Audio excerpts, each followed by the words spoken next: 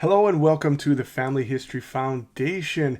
Today I want to share with you two super important stories, heartwarming stories actually, about a resource that is underutilized in your research. I guarantee you're going to pay attention to this. And this is newspapers.com.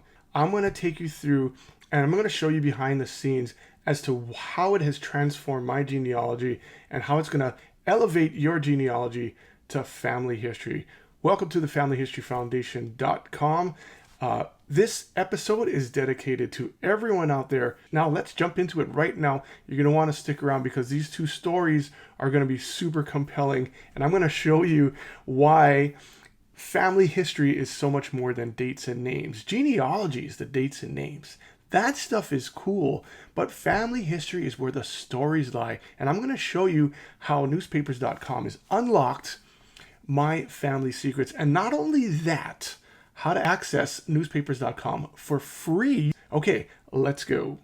Okay, we want to start by going over to Family History Foundation, and I'm going to go through a little walkthrough here. And if you can see the blog here, we got all these wonderful articles, and we have companion videos, episodes here on the YouTube channel. So we're going to just go through here, but I want to share these compelling stories.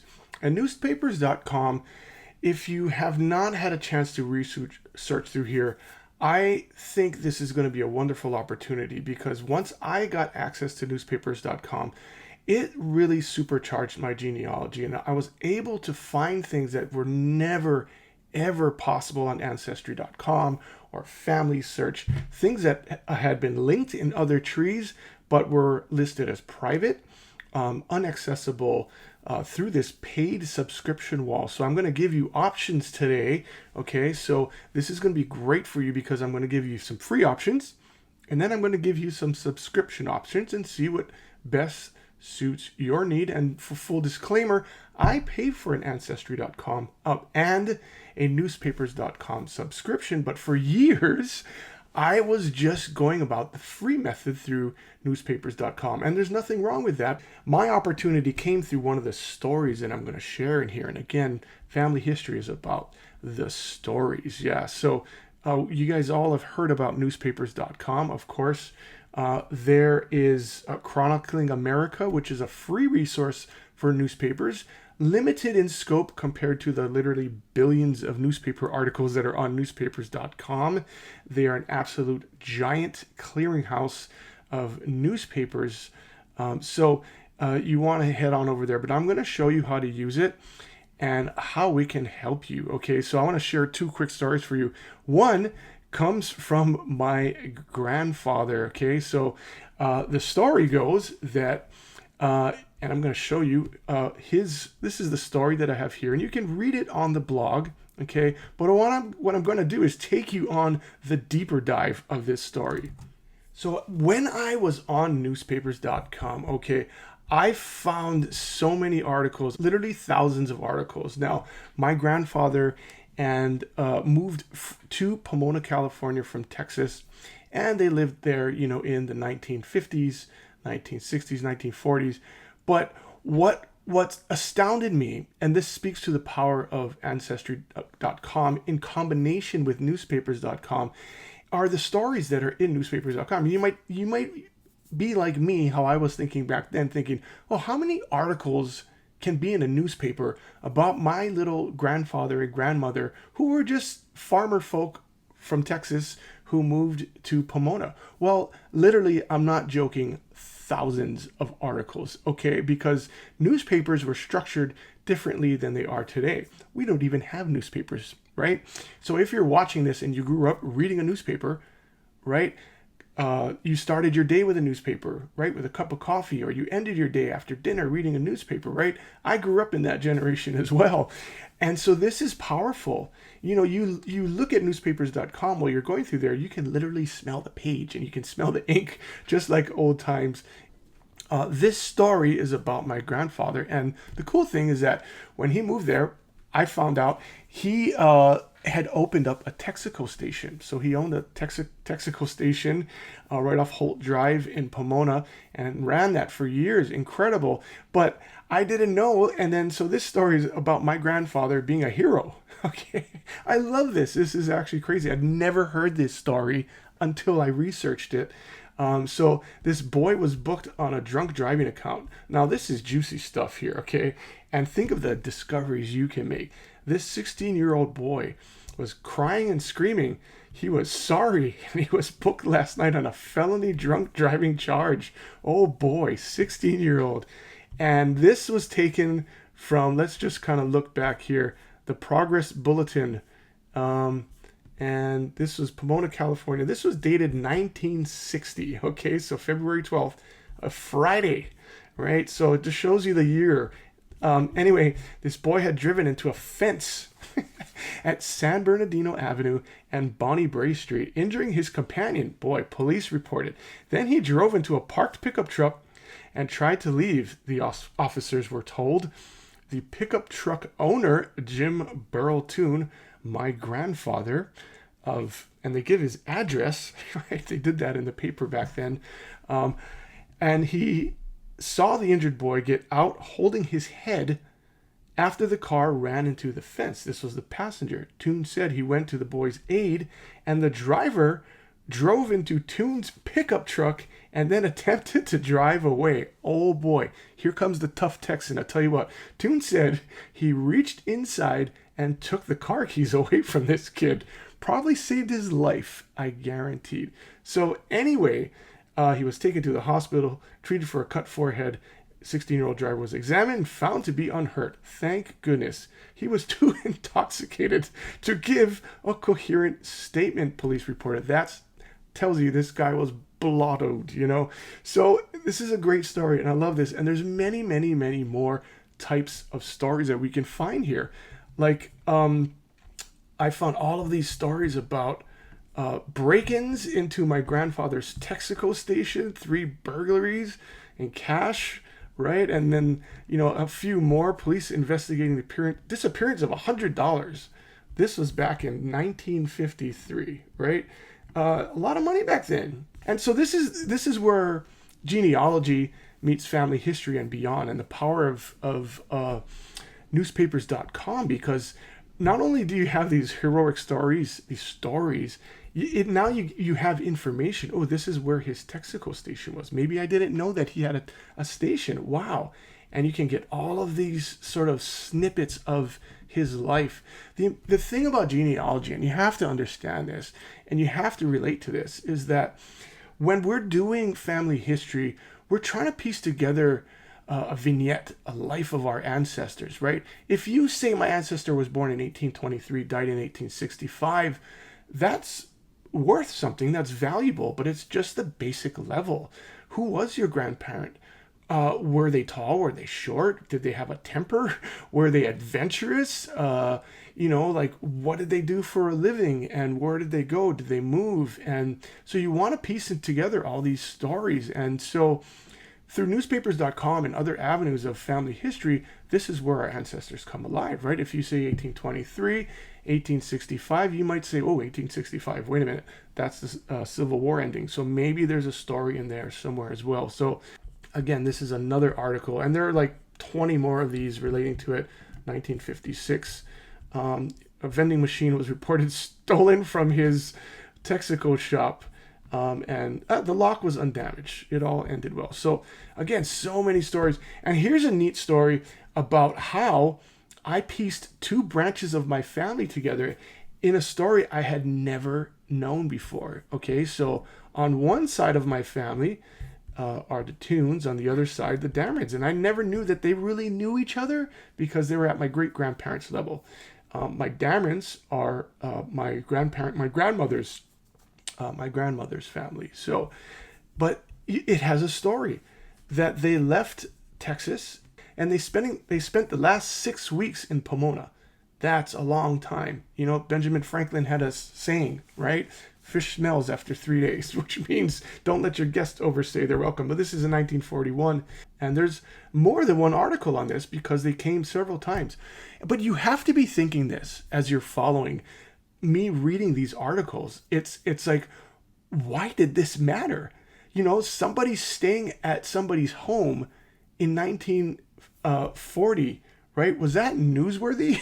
Well, in a smaller town it was. And this is the thing you may not be considering. It's like, well, all of these life facts, these biographical facts, are they going to be there for my family? Well, I would venture to guess that they are. It has my grandfather's bowling scores in the Pomona newspaper. Okay, so there's so many artifacts in here that you can find just waiting for you on newspapers.com. I'm going to share with you one more quick story, and then we're going to head on over and tell you how to access it for free. So hold on tight.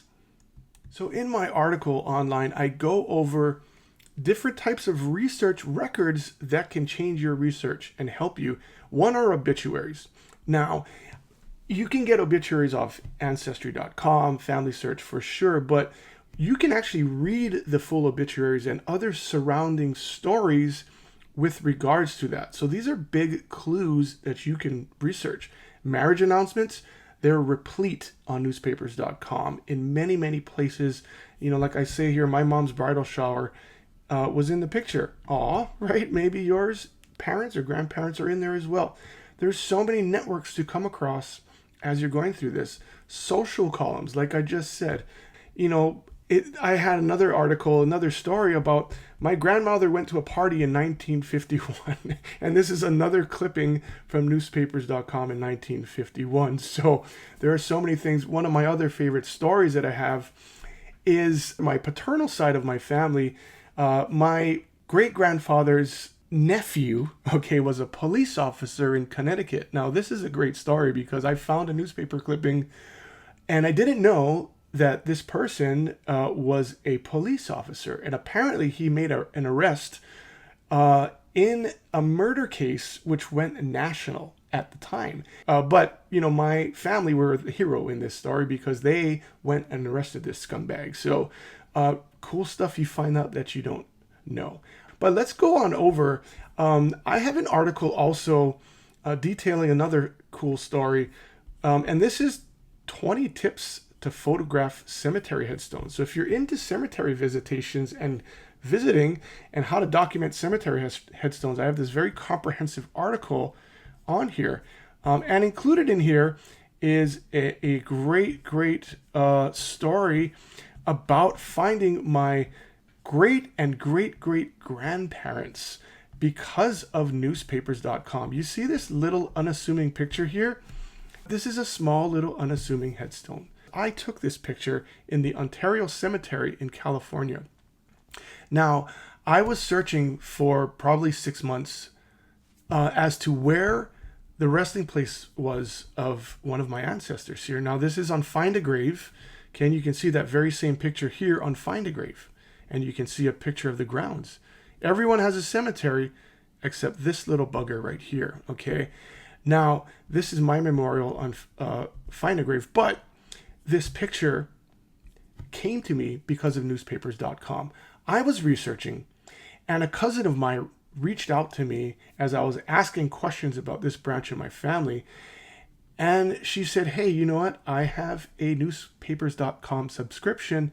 Let me search and see what I can find. And sure enough, she had found a memorial, an obituary for my great-grandparents. And I found out not only did they end up in this cemetery, but 2 generations with them. And I was unclear as to when they had left Tennessee and ended up in California.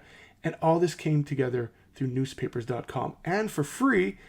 And it's one of my techniques. Okay, so I'm going to take you on over to Ancestry.com. Okay, so this is the page for my same relative that is here on Find a Grave. I built this memorial because of this. And literally, if you look at this, okay, oftentimes newspapers.com is linked here. So if you level up your Ancestry.com subscription, you can get newspapers.com access, or you can head on over to newspapers.com and sign up, okay? And here's the free technique, okay? This is technique number 1, okay?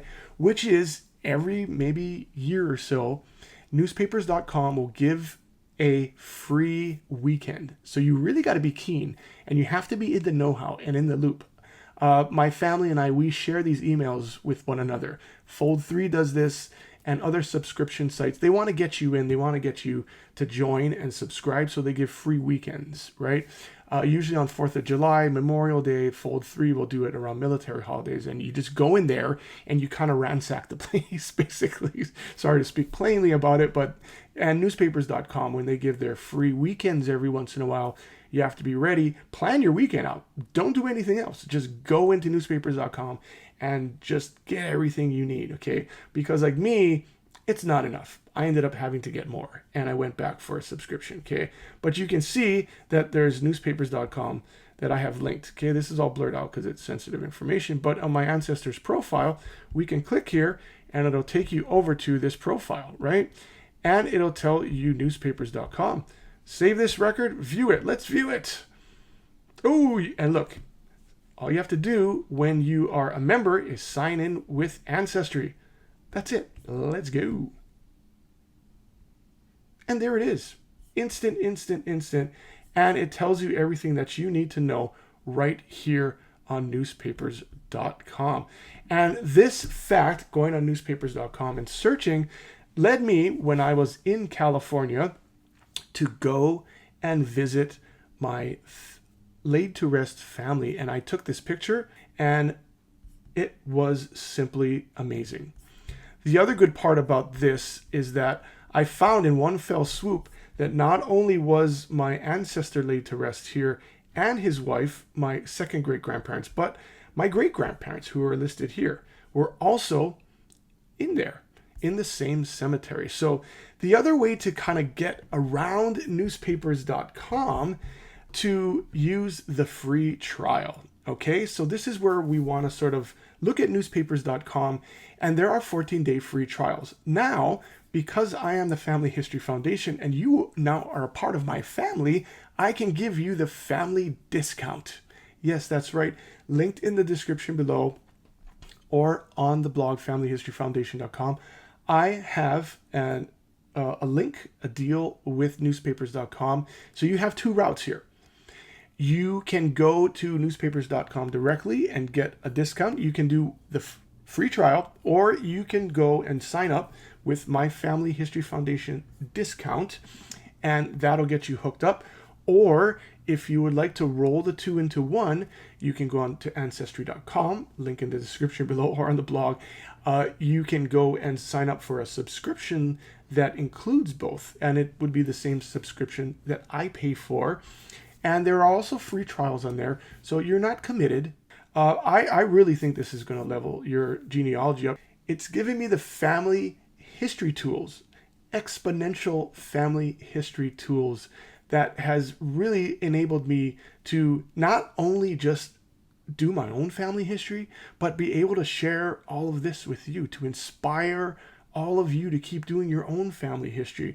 I've gotten so much out of my own family history. This channel was created so that you can... But okay, why don't you watch the next video, because it is going to be just made for you, and you're going to want to check this out. Okay, now that you're inspired, keep that momentum going and get to it. Go get some research done. All right, we'll see you in the next episode.